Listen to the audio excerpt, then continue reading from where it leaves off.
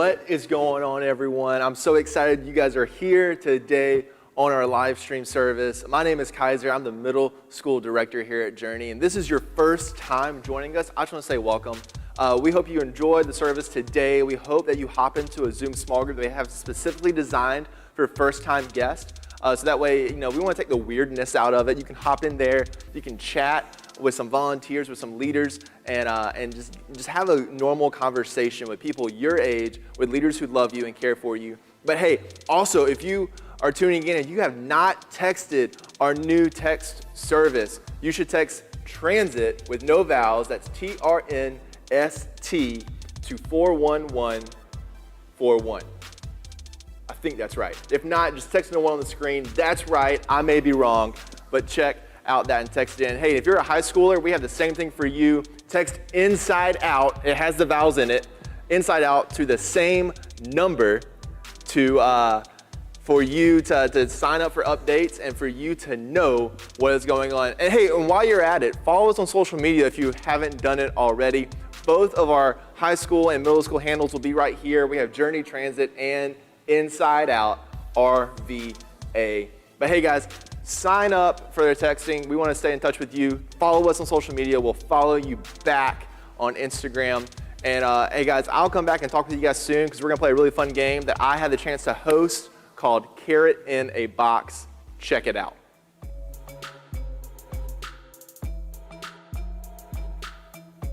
What is going on, everyone? I'm here with Joe and Erica, and we're about to play Carrot in a Box. Joe, Erica, you both have a box in front of you. Do not look in your box. There's 2 boxes, 1 carrot. This is a game of bluffing. You want the carrot in your box. Don't touch each other's boxes, guys. Okay, this is how it's gonna work. Joe. Yes. You can look in your box. There's so much suspense going on right now. Erica, no peeking. No peeking. Okay. There was no face change. Joe, you now have to convince Erica to either swap boxes with you or to keep her box. Erica, you have the option to take Joe's box. Joe, do you like what's in your box? I'm supposed to have the carrot to win? Yes. Yeah. You like what's in your box? Yeah. So you don't want Erica to swap boxes with you? No. Erica. Do you want to swap boxes with Joe? I don't know. Guys, we've never played this before. I don't know what happens next. You're about to find out. Erica, I'm going to pressure you to make a decision. This is not good. Do you want to keep the box that God has dealt you, or do you want Joe's box? With the carrot in it. Potentially with the carrot in it. I'm gonna keep my. That was. You're gonna keep your box. I'm gonna keep my box. You're gonna keep your box.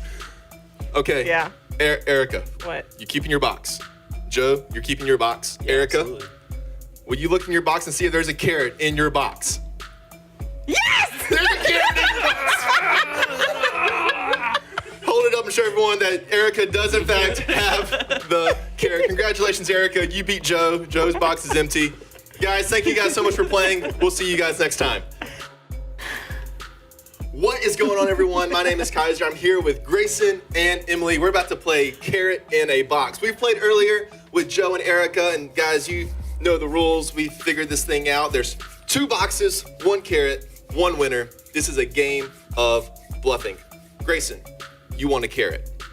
Emily, you want a carrot. I do. But there's only 1 carrot. It's Grayson, me. It's my carrot. you can look in your box. Blow on my hand. I am not doing that.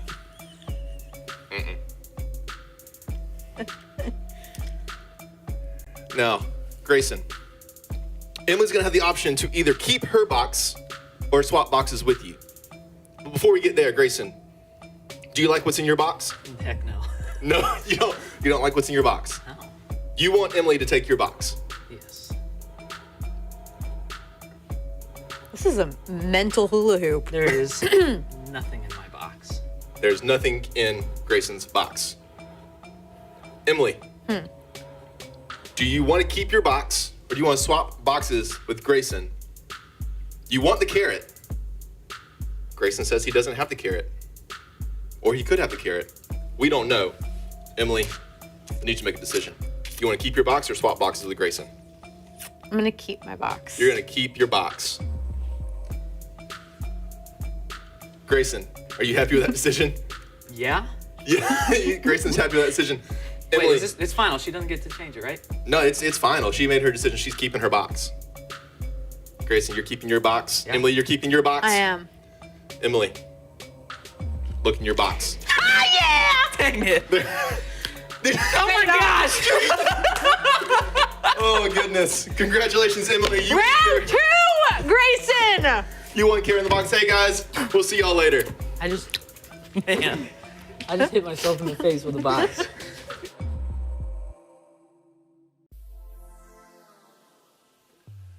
Guys, that game was so much fun. I loved playing carrot in a box. We had no idea what we were doing. It was just hey, let's put a carrot in a box and see who gets the carrot. That's literally how you play the game if you want to play it at home with your family. Hey, I got 2 more things I want to tell you guys about before we get to our conversation today. The first thing is this: High School Hangout is happening tonight, 7 p.m. to 8 p.m. in the Journey parking lot. So if you're a high schooler, that is, if you have completed 9th grade or all the way through completed 12th grade, this is for you. High School Hangout tonight at 7 o'clock. And hey, middle schoolers, middle school meetup is still happening. It's happening next Sunday, August 2nd, same time, 7 p.m. to 8 p.m. This is for middle schoolers who have completed 6th grade and have completed all the way through 8th grade. So come out. If you've been in transit this entire past school year, this is for you.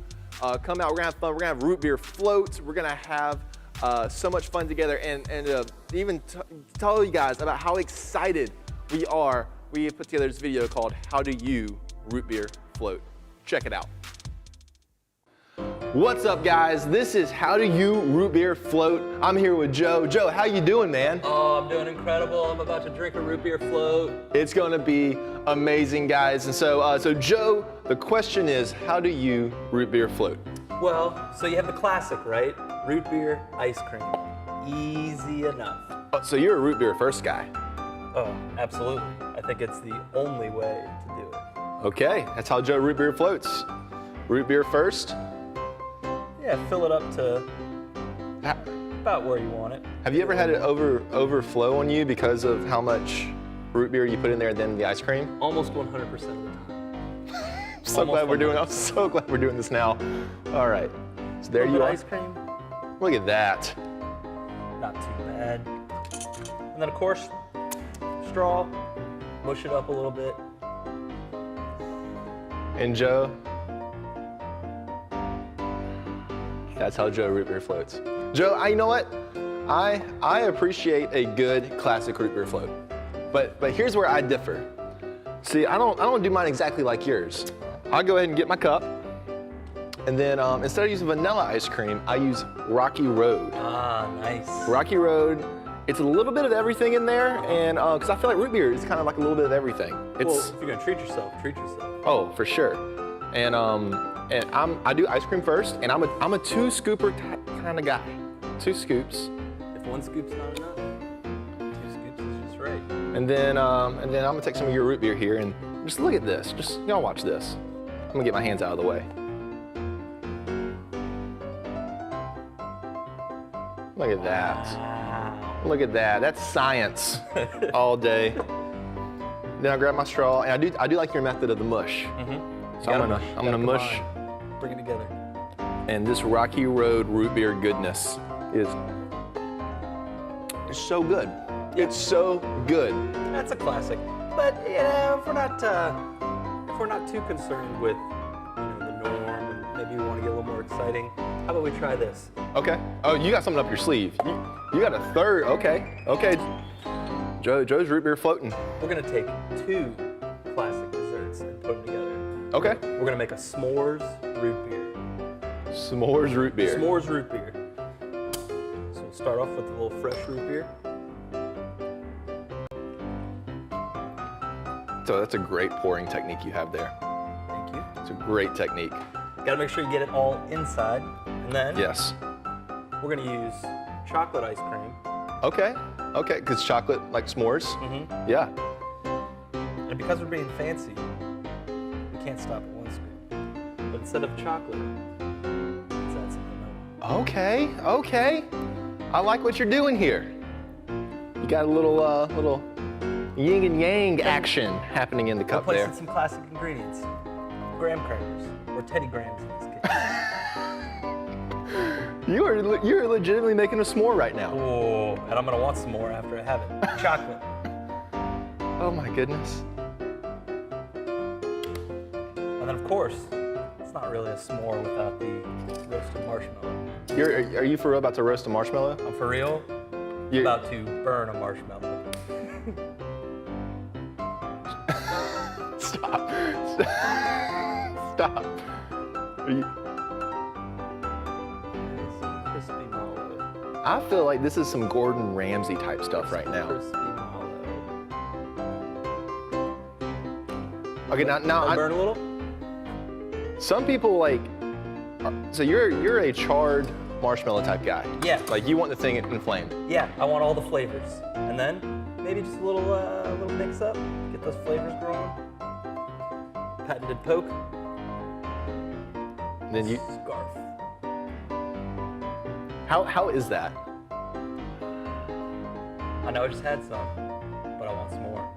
Oh, guys, well, that's How Do You Root Beer Float. Join us for Middle School Meetup August 2nd. We'll have free Coke floats and free root beer floats for you guys. But until then, cheers. See ya. Guys, that was so much fun, that video. We were so excited to do some root beer and Coke floats with you guys at Middle School Meetup. It's going to be amazing. And hey, guys, we're about to dive into our conversation today. I have my friend Carrie with me as we wrap up our series, What to Do When You Do Not Know What to Do. And don't forget, guys, we have small groups for everybody on the stream. So this is your first time tuning in. Maybe you missed when we first started, you tuned in midway. There's a first-time Zoom small group for you to join, and all the information will be at the end of the stream. You can log in from there. But guys, I will see y'all later. You guys have a great time listening to the message and in your small group. So, when you don't know how to do something, how to fix something, or how something works, what do? Ask a teacher? Ask your parents? Ask your friends? Ask someone you really know and trust? No! You go to the internet and ask some randos. But I'm not talking about creeps here, I hope. No, I mean the people of the internet! You know, those people who make how-to videos. Because chances are, if you're trying to figure out something, someone on the internet has already figured it out for you. Things like, how do I unsend a text? No. How do I do a winged eyeliner? How do I get rid of the zit by Friday night? How do I get out of gym class? How do I screen cap Snapchat without getting caught? They'll never know. But then there are things in life that don't have an easy fix, that don't have a simple solution, that don't have a how-to video. Things like what to do when you have problems with family, or when it seems like you have no control in your life, or what to do when someone has done something to you. I mean, clearly, they gotta go. The truth is, there's a lot of life that doesn't have a solution you can just find online. So how do you know what to do when you don't know what to do?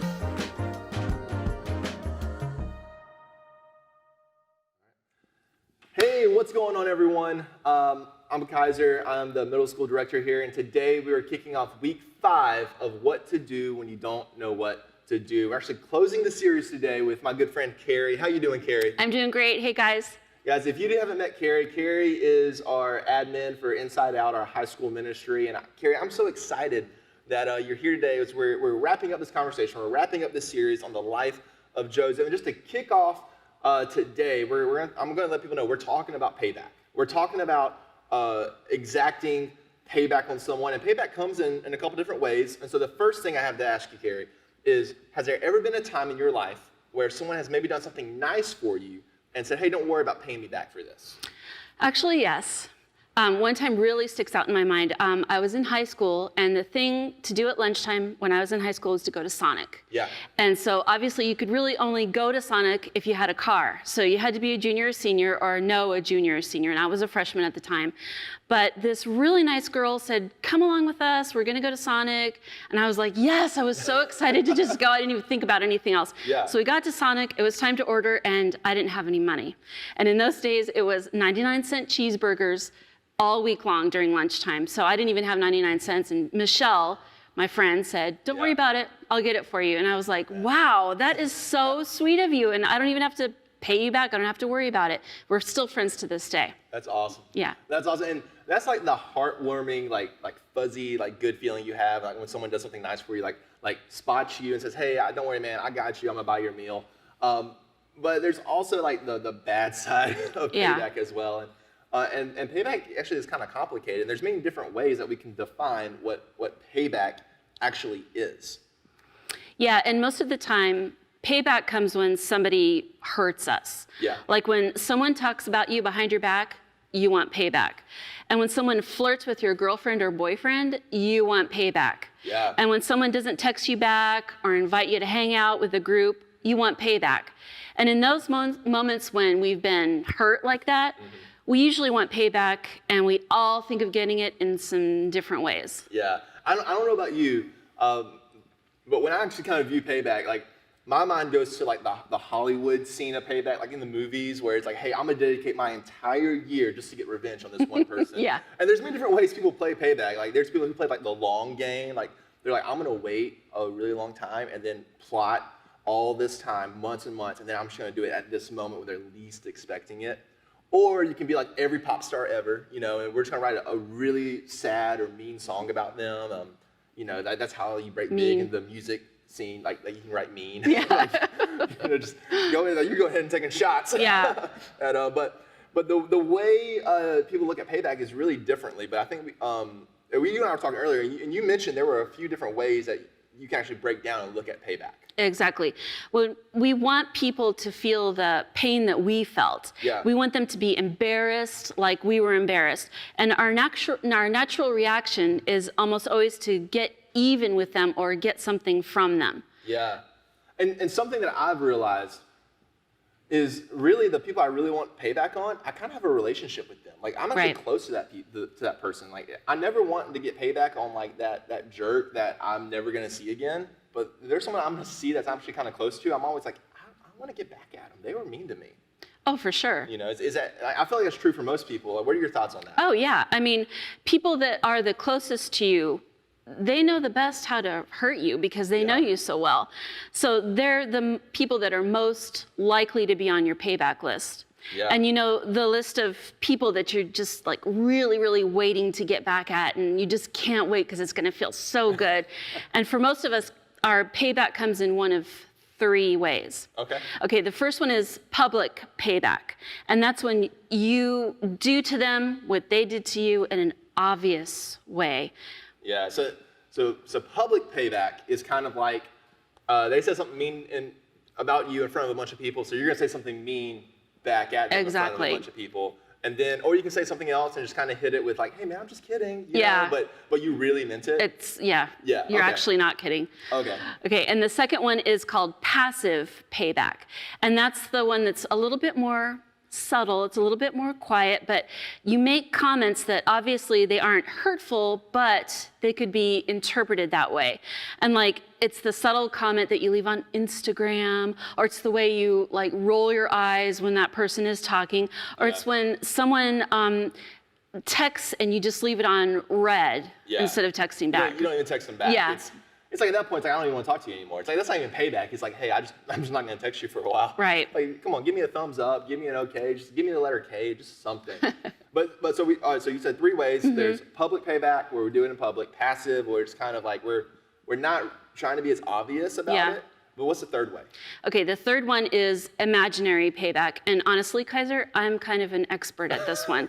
Okay, this is the payback that comes when we have arguments that are imaginary, that they don't really happen, but you think of the right thing to say and you think of the right comeback, and it just annihilates them. And then it kind of takes over your thoughts, and then you don't really actually do anything about it. Yeah. So that's like probably what I would call the shower arguments. It's like you're the one that you're taking a shower and you're like reviewing the argument you had with somebody, and you're like, oh, I should have said this, or I could have said this, or this to them. Like I call those the shower arguments. Is the imaginary payback is what I like to call it. But for real though, like in those moments, I feel like when payback happens, it feels like justice is being done. Like it feels good in the moment, right? Like it's like they got what they deserved. Yeah. Like they got what was coming to them. And today we're actually talking and finishing up our series of this series about the life of Joseph. And Joseph is actually in a position where he can exact some revenge, where he could give some payback. And he could do it in many ways. He could do it publicly. He could have done it. He could do it passively. And I'm guarantee you that he probably had the imaginary payback conversation in his head about what he would say if given the chance to talk to these guys and what he would actually do. But guys, if you've, just to catch you up to speed, kind of set the tone for the conversation about Joseph today. If you've missed out on this series, this is what we covered so far. Joseph, many weeks ago, we had a talk with Matt Neely, and Joseph was the youngest in his family. He was his dad's favorite, and it was very obvious in his family that he was his dad's favorite. And Joseph didn't help with that at all. He walked around kind of boasting about it. He had a bravado to him. And he just let all his brothers know, hey, Dad loves me more than you guys. I have this dream, and this is what it means, and you guys are going to do this, and I'm going to do this. And the brothers didn't like that. His brothers did not like that, and they actually plotted to kill Joseph. And one of his brothers said, hey, let's not kill him. Let's sell him into slavery to these guys coming through town because we actually make some money off of him. So they sold Joseph into slavery. And since that conversation with Matt, we talked about Joseph becoming a slave in Egypt to a guy named Potiphar. We talked about Joseph being thrown into prison for something that he actually didn't do but was accused of. And then we had a conversation last week. Not a conversation, I spoke last week. I spoke last week about how Joseph was in prison for 2 years. And then he was taken out of prison because he was able to interpret some dreams of the king of Egypt, Pharaoh, and was actually placed second in command over all of Egypt. So he went from free man to slave to prisoner to second in command over an entire country. And being second in command, you can actually exact some revenge there. Right. You can actually do some damage to people there. But Carrie, let's start that conversation. So what happened to Joseph when he became second in command of Egypt? Okay, well, after Joseph was second in command, there was a food shortage where his family lived. And so Joseph's dad, Jacob, sent Joseph's brothers to Egypt to ask for food because their country was starving, basically. And at this point in the story, Joseph's family thought that he was dead. So, of course, they weren't even thinking of seeing him when they went to Egypt to ask for food. So when they arrived in Egypt and saw Joseph, they didn't even know that it was Joseph. And so a huge drama unfolded. So let's read together in Genesis 45, starting in verse 1. Then Joseph could no longer control himself before all his attendants, and he cried out, "Have everyone leave my presence." So there was no one with Joseph when he made himself known to his brothers. And he wept so loudly that the Egyptians heard him, and Pharaoh's household heard about it. Joseph said to his brothers, "I am Joseph. Is my father still living?" But his brothers were not able to answer him because they were terrified at his presence. Kaiser, can you imagine coming face to face with the person that you tried to kill?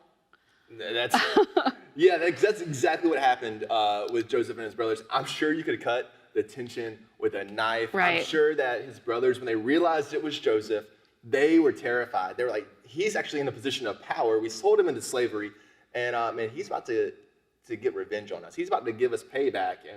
And in their minds, they're probably saying, this is the perfect, get what's coming to you moment that Joseph could capitalize on. And I must say, if I was Joseph, I probably would have done something, whether it had been a public payback, a passive payback, all those conversations he had in his head of the imaginary payback. That's what I would have done. Those could become reality. Yeah. The imaginary payback situations can go, I can make this real payback. But what did Joseph actually do in this moment? What did he do with the payback opportunity that was presented to him. Okay, well, as the story continues, Joseph asked his brothers to come over and stand close to him. And you can imagine the terror that they felt in that moment. And Yeah. Joseph said this, "I am your brother Joseph, the one you sold into Egypt. And now do not be distressed and do not be angry with yourselves for selling me here, because it was to save lives that God sent me ahead of you. For 2 years now, there has been famine in the land, and for the next 5 years, there will be no plowing and reaping. But God sent me ahead of you to preserve for you a remnant on earth and to save your lives by a great deliverance." And so Joseph didn't actually try to get payback at all. He already let go the idea of payback, of revenge, and he'd already done the hard work of forgiveness. Yeah, and I'm sure it was hard work because these are people who sold him and tried to kill him. How could he be so gracious to them in this moment? Well, we know that he was really gracious in that moment because Joseph could look in the eyes of the ones that had caused him the most grief, the most pain, and he cared about what they were feeling at that time. Yeah. And when Joseph said, "Do not be distressed and do not be angry with yourselves for selling me here," he was really doing two important things in that moment. First of all, he was acknowledging their wrongdoing. They'd done something bad to him, Yeah. but he was also acknowledging his hurt without creating more hurt Yeah. by payback. And so and only really a healed person could do something like that. Only someone who had been forgiven Yeah. could do that. I think that's so awesome that Joseph responded in the way that he did. And I love what you said, that he did two things. He acknowledged the wrongdoings of his brothers, and that didn't make everything okay. He was like, "Hey, I know you did something wrong," but he also did the hard work of taking it to God and being able to forgive them. But that was only because he was a healed person. I don't want to skip over that. Because he was a healed person, he did the hard work of taking his pain, his hurt, his grief to God and allowing God to be a place of his healing. He did that, and I'm sure it was a hard conversation he had with God, but I wonder how many times in our own lives that we didn't take our hurt to God, and we kept the conversation with ourselves, and we kept saying, if I just could get payback, what could I do to this person? If this opportunity presents itself, I'm going to do this, right? And we're having these conversations within ourselves, but I wonder how that would change in us if we actually went and talked with God about our hurt and our pain, and what will happen if we get presented an opportunity like Joseph did, and we go, "God, what would I do in that moment?" Right? Exactly. And if we did that, if we took that opportunity, I think that we would find ourselves looking a lot more like Joseph, somewhere between being sold into slavery and being reunited with his brothers. Joseph talked to God about his hurt, and he allowed God to be central in his healing. Yeah. And that's why he was quick to acknowledge God where his brothers, the hurt that his brothers had caused him. And he didn't make what his brothers did okay. Yeah. But at the same time, he didn't make his pain any less. And because of that, Joseph was able to forgive his brothers, but also he got freedom from his own pain too. That's such a great point, that Joseph was able to forgive his brothers, but also free himself from his own pain as well. I mean, when you are thinking of payback, you're constantly having the conversation and thinking about how the other person hurt you and what they did to you. But chances are, most of the time, that other person doesn't even think about it. Chances are that Joseph's brothers, when they sold him into slavery, they probably never thought about him again. Or they did, they're like, "Oh yeah, he's probably dead. Like, right. Or he's a slave somewhere." They probably didn't really care. And that's the thing that happened, is his brothers went on living their life as normal. But Joseph was the one, for some time, probably kept thinking about the hurt his brother had caused him. He probably had the imaginary payback conversations in his head. And when he chose to give it to God, and this is really important, you said it, is when Joseph gave it over to God, he freed himself from his own pain, right? He was no longer captive to that. And he said, "God, I'm going to give this to you." And when he had the opportunity to confront his brothers about it, he was able to forgive them because of what God has done in Joseph's life. Right. And this is where we see God do the impossible in relationships. He does all the time. He can bring peace where there's only been hurt. That's good. And then let's read in Genesis 45:15. And he, Joseph, kissed all his brothers and wept over them. Afterward, his brothers talked with him. And this is Joseph, what it looks like to pursue peace instead of payback. And that's all because of forgiveness. And just like Joseph, when it comes to other people hurting us, we have the opportunity to choose something that's even better than payback. And when you don't know what to do, pursue peace instead of payback. Yeah. And then that's our bottom line for today is when you don't know what to do, when given the opportunity for the person that hurt you in front of you, you want to pursue peace instead of payback. And so that's so good that we're talking about this, but what does pursuing peace actually look like in our daily lives? Okay, pursuing peace really looks like this. It's fighting for the relationship. And what I mean is this.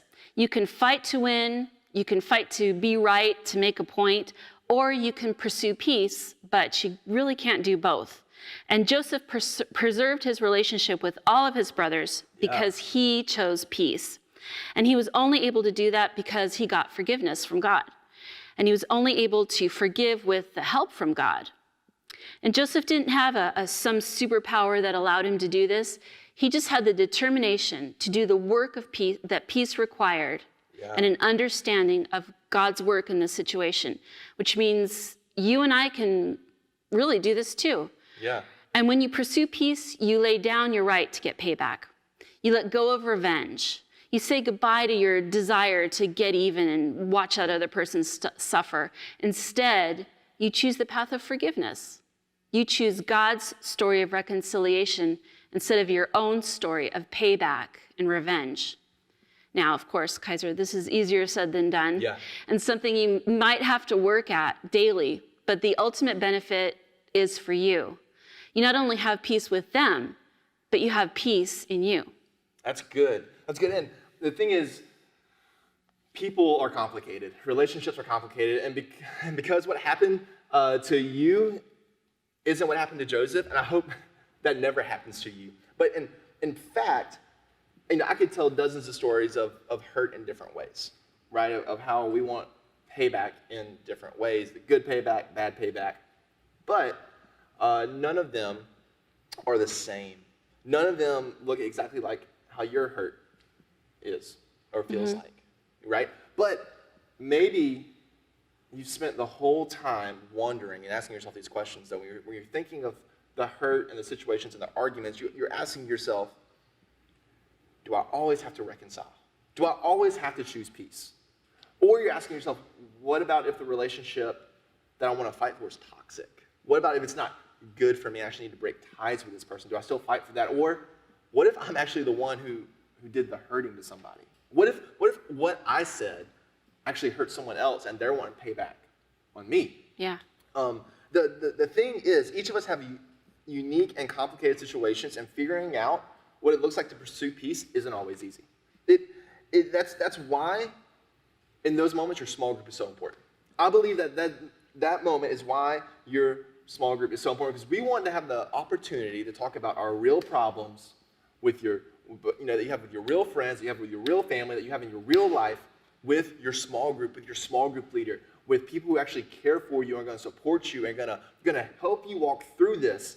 And that's why I think it's so important that we have this discussion in our small groups, to where you can walk out of this, in your Zoom small group and have a conversation with your leaders and say, hey, how do I actually pursue peace instead of payback in this? What should I do in this moment? And ask those questions. Do I need to reconcile? Do I need to break ties with this relationship because it's not good for me?